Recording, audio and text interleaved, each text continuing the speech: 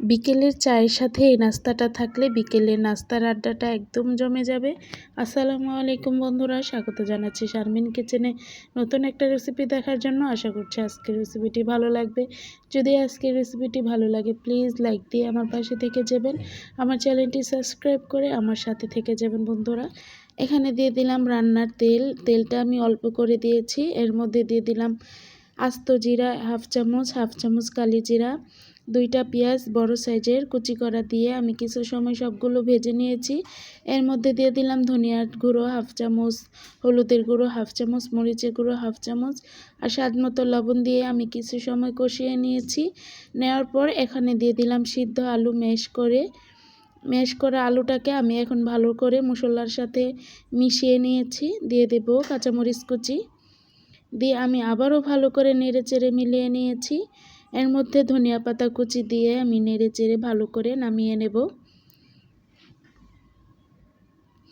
এখন আমি নাস্তাটা বানানোর জন্য একটা ডো তৈরি করে নেব। এর মধ্যে আমি দিয়ে দিলাম 1.5 কাপ আটা। চাইলে আপনারা ময়দা দিয়েও বানাতে পারেন নাস্তাটা। স্বাদ মতো লবণ দিয়ে আমি হাত দিয়ে ভালো করে আটাটাকে মিলিয়ে নেব। এখানে দিয়ে দেব আমি তেলটাকেও আমি ভালো করে হাত দিয়ে মিলিয়ে নেব। এভাবে মুঠিয়ে এসে গেলে বুঝবেন যে পারফেক্টলি তেলটা হয়ে গেছে। এখন কুসুম গরম পানি দিয়ে আমি আটাটাকে ভালো করে একটা ডো বানিয়ে নিয়েছি। দেখুন বন্ধুরা, আমি ছোট ছোট করে লেচি কেটে নিয়েছি। এখন এভাবে হাতের সাহায্যে চেপে চেপে একটা ছোট সাইজের রুটি বানিয়ে নেব। রান্না করা আলুর পুরটা এখন এর মধ্যে দিয়ে দেব। আপনারা চাইলে এই পুরটা কম বেশি করে দিতে পারেন বন্ধুরা। আমি প্রায় 1.5 চামচের মতো দিয়েছি। এখন এভাবে করে হাত দিয়ে সব পাশ একসাথে নিয়ে একটা গোল আকারের বল শেপ করে নেব।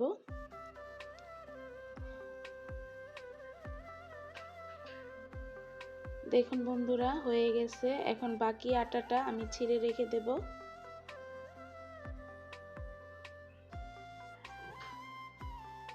দেখুন বন্ধুরা কত সুন্দর হয়েছে, মাশাআল্লাহ।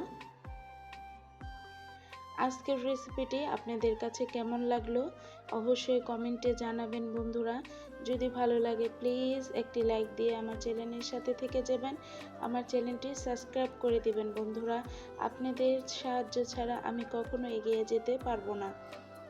আমি আরেকটা বানিয়ে আপনাদের সাথে শেয়ার করছি।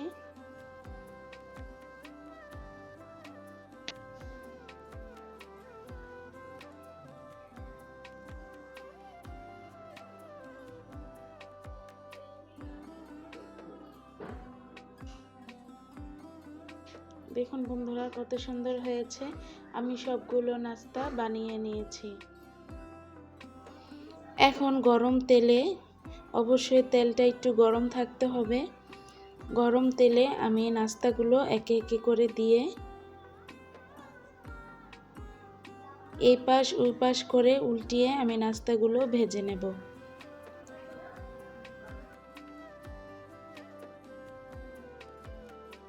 পছন্দ মতো কালার চলে আসলে সবগুলো নাস্তা এখন আমি তুলে নেব।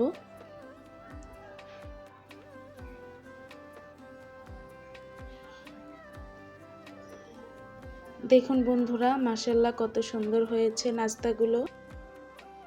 আমি একই তেলে বাকি নাস্তাগুলো ভেজে নেব। ভাজা হয়ে গেছে আমার বাকি নাস্তাগুলো। এর মধ্যে আমি কয়েকটা কাঁচামরিচ দিয়ে দিলাম।